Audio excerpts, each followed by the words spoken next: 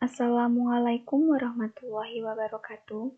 Di sini kami akan membahas mengenai hasil diskusi kami, yaitu fractional distillation. Kelompok kami beranggotakan 3 orang, yang pertama Devi Amalia, yang kedua Laula Indah Nur Cahyani, yang ketiga Novia Wulandari.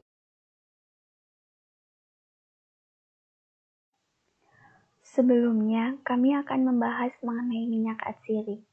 Apa yang dimaksud dengan minyak atsiri? Minyak atsiri atau yang dikenal dengan minyak eterik, minyak esensial, minyak terbang, minyak aromatik adalah sekelompok besar minyak nabati yang berwujud cairan kental pada suhu ruang, namun mudah menguap sehingga memberikan aroma yang khas. Sifat fisika minyak atsiri yaitu ada bau khas, bobot jenis berkisar antara 0,8 sampai 1,180, putaran optik memutar bidang polarisasi cahaya ke arah kanan dan kiri, kandungan asam organik, terdapat reaksi oksidasi, hidrolisis, dan resinifikasi. Minyak atsiri biasanya terdapat dalam ramut kelenjar seperti labiate, misalnya kumis kucing atau mente, di dalam sel parenkim seperti Piperaceae, misalnya merica, pada tabung minyak seperti Umbelliferae, misalnya adas, di saluran lisogen dan sisogen seperti Pinaceae dan Rutaceae, misalnya pinus dan jeruk. Minyak atsiri dapat terbentuk secara langsung oleh protoplasma akibat adanya peruraian lapisan resin dari dinding sel atau oleh hidrolisis dari glikosida tertentu. Selanjutnya yaitu destilasi. Destilasi adalah cara pemisahan zat cair dari campurannya berdasarkan perbedaan titik didih atau berdasarkan kemampuan zat untuk menguap, di mana zat cair dipanaskan sehingga titik didihnya serta mengalirkan uap ke dalam alat pendingin atau kondensor dan mengumpulkan hasil pengembunan sebagai zat cair. Pada kondensor digunakan air yang mengalir sebagai pendingin. Destilasi merupakan cara yang pas untuk memisahkan minyak atsiri dengan zat lain dikarenakan minyak atsiri merupakan senyawa yang mudah menguap.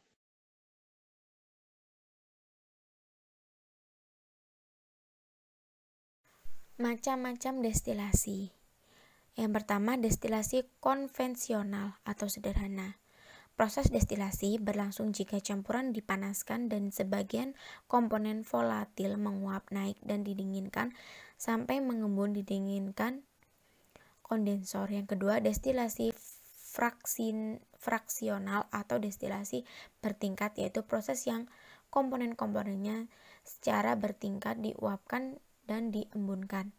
Penyulingan fraksi berdasarkan dari destilasi biasa karena ada kolom fraksi di mana ada proses reflux.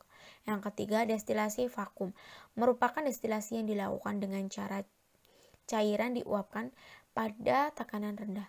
Tujuan utamanya adalah menurunkan titik didih cairan yang bersangkutan dan volatilitas relatif meningkat jika tekanan diturunkan. Alat destilasi ini merupakan alat yang tidak sederhana karena memerlukan sistem penutup. Yang keempat, destilasi uap. Destilasi uap dilakukan untuk memisahkan komponen campuran pada temperatur lebih rendah dari titik didih normalnya. Ada 2 cara melakukan destilasi uap. Yang pertama dengan menghembuskan uap secara kontinu di atas campuran yang sedang diuapkan. Cara kedua dengan cara mendidihkan senyawa yang dipisahkan bersama dengan pelarutnya. Yang terakhir, destilasi azeotrop, yaitu destilasi dengan menguapkan zat cair tanpa perubahan komposisi. Jika ada perubahan komposisi antara fase cair dan fase uap, dan hal ini merupakan syarat utama supaya pemisahan dengan destilasi dapat dilakukan. Destilasi fraksional atau destilasi bertingkat. Destilasi bertingkat adalah proses pemisahan komponen-komponen minyak ke dalam bagian-bagian destilasi dengan titik didih makin lama makin tinggi. Selanjutnya pemisahan bagian-bagian ini dimaksud untuk destilasi ulang. Destilasi bertingkat merupakan proses pemurnian senyawa atau zat cair di mana zat pencampurnya berupa senyawa cair yang titik didihnya rendah dan tidak beda jauh dengan titik didih senyawa yang akan dimurnikan. Destilasi ini bertujuan untuk memisahkan senyawa-senyawa dari suatu campuran yang komponen-komponennya memiliki titik didih relatif kecil. Destilasi ini digunakan untuk memisahkan campuran aseton, metanol, karbon tetraklorida, taulen, dan lain-lain. Fungsi destilasi fraksional adalah proses destilasi yang dilakukan untuk memisahkan komponen-komponen cair dua atau lebih dari suatu larutan berdasarkan perbedaan titik didihnya.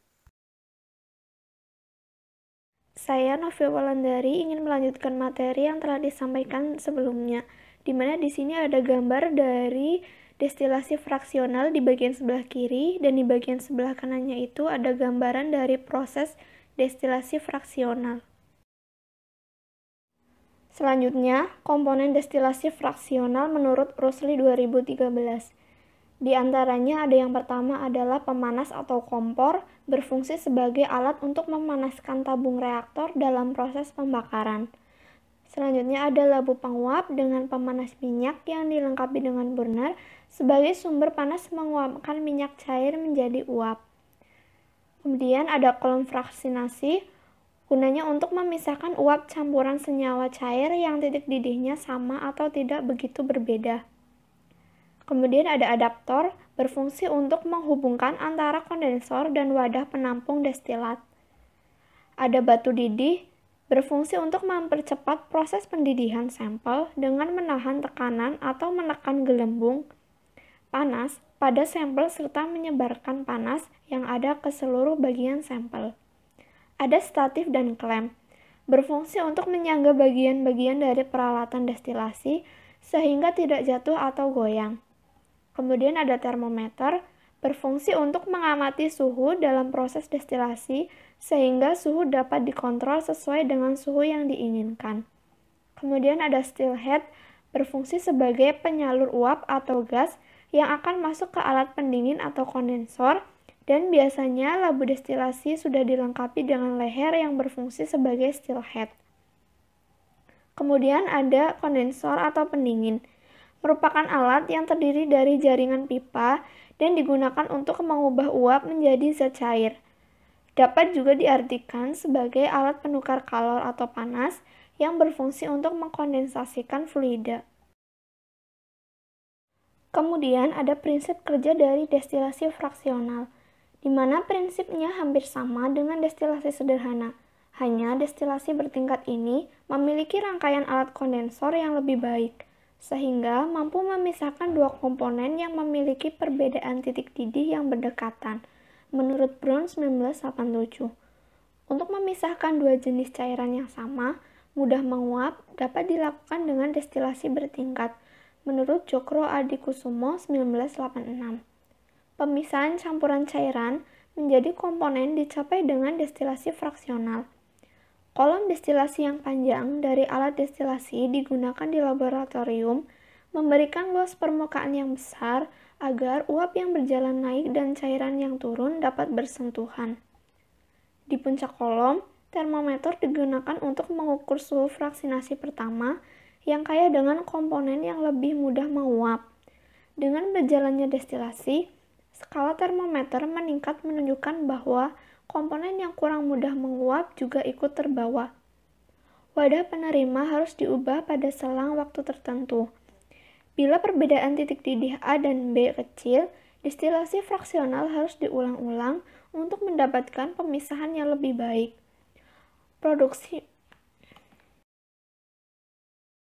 Sekian yang dapat kami sampaikan, kurang dan lebihnya mohon maaf. Wabillahi taufiq wal hidayah. Wassalamualaikum warahmatullahi wabarakatuh.